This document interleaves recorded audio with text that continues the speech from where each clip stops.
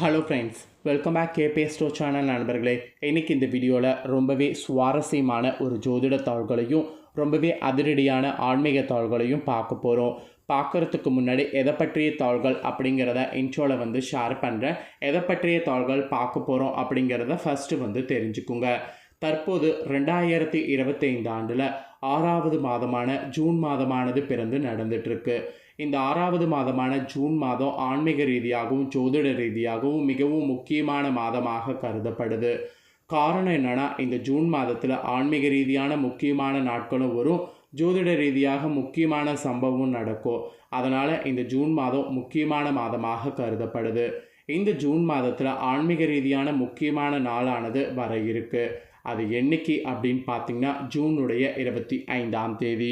அன்றைக்கி தமிழ் மாதம் 3வது மாதமான ஆணியுடைய 11ஆம் நாள், கிழமை புதன்கிழமை. அன்றைக்கி என்ன முக்கியமான நாள் அப்படின்னு கேட்குறீங்களா? அன்றைக்கி அமாவாசையானது வருது. வரக்கூடிய அமாவாசை ஆணி மாதத்தில் வரக்கூடிய அமாவாசை. அதனால் ஆன்மீக ரீதியான மிக முக்கியமான நாளாக இந்த நாள் கருதப்படுது. இந்த நாள் அன்னைக்கு இந்த அமாவாசையில் கிரகங்களிடையே ஏற்படக்கூடிய மாற்றங்கள் காரணமாக ஒவ்வொரு ராசிக்காரங்களுக்குமே தலையெழுத்து மாறும்.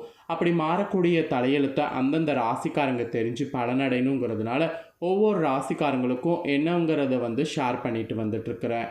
அந்த வகையில் இன்றைக்கி இந்த வீடியோவில் தனுசு ராசியில் பிறந்தவங்களுக்கு ஷேர் பண்ண போகிறேன். தனுசு ராசியில் பிறந்தவங்க உங்களோட ராசிக்கு இந்த அமாவாசைக்கு பிறகு என்ன மாதிரியான பலன் கிடைக்கும் அப்படிங்கிறத தெரிஞ்சுக்குங்க. உங்களோட ராசிக்கு இந்த அமாவாசைக்கு பிறகு சாதகமாக இருக்குமா பாதகமாக இருக்குமாங்கிறது கிரகங்கள் மூலிமா தான் சொல்ல போகிறேன்.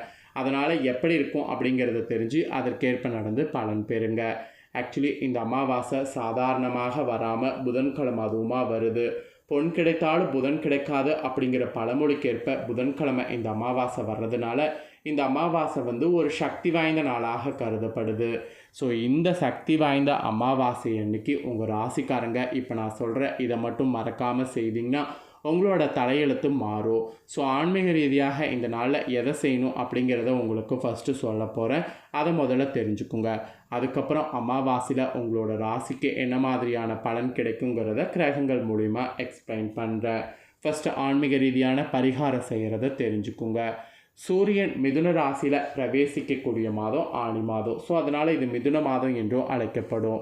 அந்த வகையில் இந்த டைம் புதன்கிழமை ஆணி மாத அமாவாசை பிறக்க போகுது.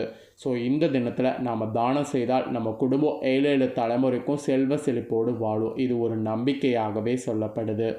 ஆக்சுவலி இந்த டைம் திருவாதிரை நட்சத்திரத்தில் அமாவாசை வருது. இந்த ஆணி அமாவாசை அன்னைக்கு முன்னோர்களுக்கு நாம் தர்ப்பணம் கொடுத்தா 12 ஆண்டுகள் தர்ப்பணம் கொடுத்த பலன் நமக்கு கிடைக்கும். அது மட்டும் இல்லாமல் நம்மளுடைய முன்னோர்களுக்கு மனநிறைவு தரும். 12 வருடங்கள் பிது தர்ப்பணம் கொடுத்த திருப்தியை முன்னோர்களுக்கே ஏற்படும்.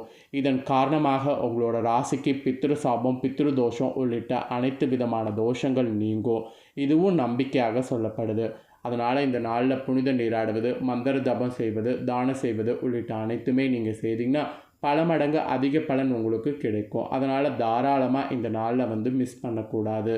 இந்த டைம் ஆணி மாத அமாவாசை ஜூன் 25ஆம் தேதி புதன்கிழமை காலையில் 4:56 மணிக்கு துவங்கி மறுநாள் ஜூன் 26ஆம் தேதி காலை 5 மணி வரை அமாவாசை திதி இருக்குது.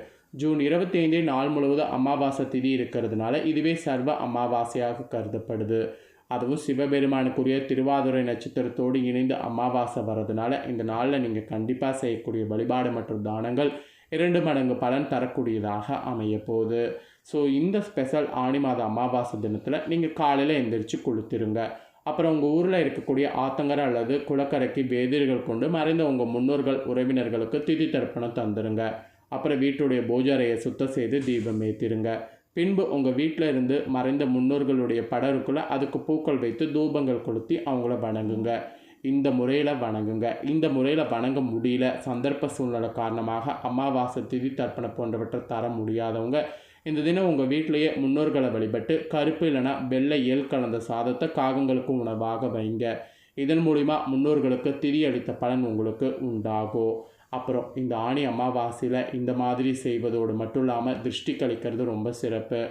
ஆணி அமாவாசை தினத்தில் திருஷ்டி பூசணிக்காய் இல்லைனா எலுமிச்சை வாங்கி அதன் மீது கற்பூரத்தை கொளுத்தி உங்களுக்கும் உங்கள் தொழில் வியாபார இடங்களில் திருஷ்டி கழித்து அந்த பூசணிக்காயை உடைக்கணும், இல்லைனா எலுமிச்சை பழத்தில் சுற்றுனீங்கன்னா அதை நசுக்கணும். இந்த மாதிரி பண்ணி திருஷ்டியை இந்த நாளில் கழிக்கணும். இது நீங்கள் செய்தீங்கன்னா ரொம்ப நல்லது. இது எல்லாத்துக்கும் மேலே ஆணி அமாவாசையில் தானம் கொடுக்கறது நல்லது. ஏன்னா உங்கள் ஜாதகத்தில் கிரக கோளாறு, பித்ரு சாபம் ஆகியவை நீங்கள் சில குறிப்பிட்ட பொருளை தானம் வழங்குவது மிகவும் முக்கியமானது.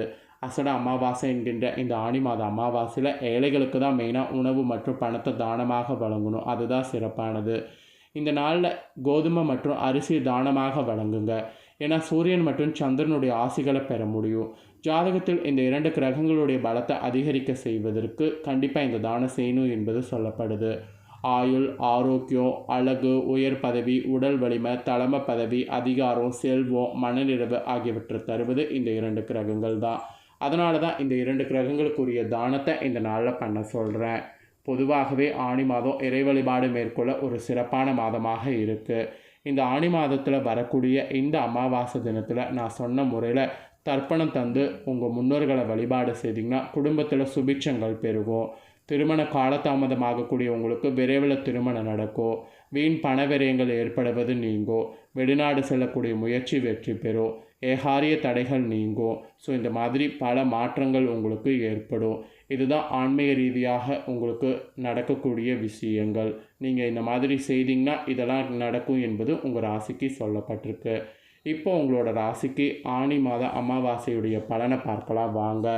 யோசனை சொல்வதில் வல்லவர்களான தனுசு ராசினியர்களுக்கு ஆணி மாத அமாவாசையில் கிரகநிலைகளை ஆராய்ந்து பார்க்கும் பொழுது கரெக்டாக இந்த அமாவாசை தொடக்கத்தில் உங்கள் ராசிநாதன் குரு சப்தமஸ்தானத்தில் சஞ்சரிக்கிறாரு. ஸோ அவருடைய பார்வை உங்கள் ராசியில் பதிவது யோகமாக உங்களுக்கு இருக்க போகுது. இது மட்டும் இல்லாமல் எடுத்த முயற்சிகள் இனி உங்களுக்கு கைகூடும். எதிர்பார்த்த அளவிற்கு பொருளாதார நிலை உங்களுக்கு உயரும். அதே நேரத்தில் பூர்வ புண்ணிய ஸ்தானாதிபதி செவ்வாயை சனி பார்க்கறதுனால புதிய பிரச்சனைகள்லாம் தலை தூக்கும். குறிப்பாக பிள்ளைகள் வழியில் வழக்குகள் மற்றும் சோதனைகள் வரலாம். எதையுமே ஆராய்ந்து முடிவெடுக்கிறது நல்லது. இடர்பாடுகள் அப்போ தான் உங்களுக்கு அகலும். நல்ல பலன்கள் எல்லாம் தேடி வரும். ஸோ அதுக்காக நீங்கள் இந்த அமாவாசைக்கு பிறகு வியாழக்கிழமை தோறும் விரதம் இருந்து குரு கவசம் பாடி குரு பகவானை வழிபாடு செய்திங்கன்னா ரொம்ப ரொம்ப ரொம்ப நல்லது. அப்புறம் இந்த ஆணி அமாவாசையில் கடக ராசிக்கு புதன் வர இருக்கிறாரு. ஸோ உங்கள் ராசிக்கு 7, 10 ஆகிய இடங்களுக்கு அதிபதியானவர் புதன். அவர் கேந்திராதிபதி தோஷம் பெற்ற கிரகமான புதன் அஷ்டமத்தில் சஞ்சரிப்பது உங்களுக்கு யோகம் என்று சொல்லலாம். கெட்டவன் கெட்டிலும் கெட்டிடும் ராஜயோகம் என்பதற்கேற்ப எதிர்பாராத விதத்தில் நல்ல பலன்கள் உங்களுக்கு நடைபெறும். இடையூறு சக்திகள் உங்களுக்கு அகலும். அப்புறம் கடை திறப்பு விழா, கட்டிட திறப்பு விழா போன்றவற்றில் கவனம் செலுத்துங்க. படித்து முடித்து வேலை இல்லாமல் இருக்கக்கூடிய பிள்ளைகளுக்கு வேலைக்காக செய்த முயற்சிகள் அனைத்தும் கைகூடும். மறைந்த புதனால் நிறைந்த தன லாபம் கிடைக்கும். தொழிலில் பழைய கூட்டாளிகளை விலக்கிவிட்டு புதிய கூட்டாளிகளை சேர்த்து கொள்ள முன் வரணும். அப்புறம் பெற்றோர்களுடைய உடல்நலத்தில் கவனம் தேவை. ஸோ கடக ராசியில் பார்த்தீங்கன்னு வச்சுங்களேன், புதன் இந்த அமாவாசையில் வர்றதுனால இந்த மாதிரி உங்களுக்கு பலன் கிடைக்கும். இதற்கேற்ப நடந்துக்கணும் என்பது குறிப்பிடப்படுது. அப்புறம் இந்த ஆணி அமாவாசையில் ரிஷப ராசிக்கு சுக்கிரனும் வராரு. இது உங்கள் ராசிக்கு 6, 11 ஆகிய இடங்களுக்கு அதிபதியானவர் சுக்கிரன். ஆனால் உங்கள் ராசிநாதன் குருவிற்கு பகை கிரகமாக விளங்க போகிறாரு இந்த அமாவாசையில். அவர் பகை வீட்டில் சஞ்சரிப்பது அவ்வளவா நல்லதல்ல. எதிரிகளுடைய பலம் இந்த டைம் கூடும். எதிர்பார்ப்புகள் நிறைவேறாமல் போகலாம். உதிரி வருமானங்கள் குறைய வாய்ப்பு இருக்குது. உள்ளத்தில் நினைத்ததை உடனடியாக செய்ய இயலாமல் கூட போகலாம். வழக்குகள்லாம் புதிதாக சேரும். ஒரு சிலருக்கு வருமான பற்றாக்குறையின் காரணமாக கடன் வாங்கக்கூடிய சூழ்நிலை கூட உருவாகும். அதனால் இந்த அமாவாசையிலிருந்து கொஞ்சம் எதை செய்கிறதா இருந்தாலும் யோசித்து செய்ய வேண்டியது அவசியம் இந்த கிரகங்களால். ஸோ பேசிக்காக இந்த அமாவாசைக்கு பிறகு உங்களுக்கு என்ன சொல்லப்பட்டிருக்குன்னா, பொறுப்புகளில் மாற்றம் ஏற்படும். வியாபாரம் தொழில் செய்பவர்களுக்கு வாடிக்கையாளர்களுடைய எண்ணிக்கை அதிகரிக்கும்.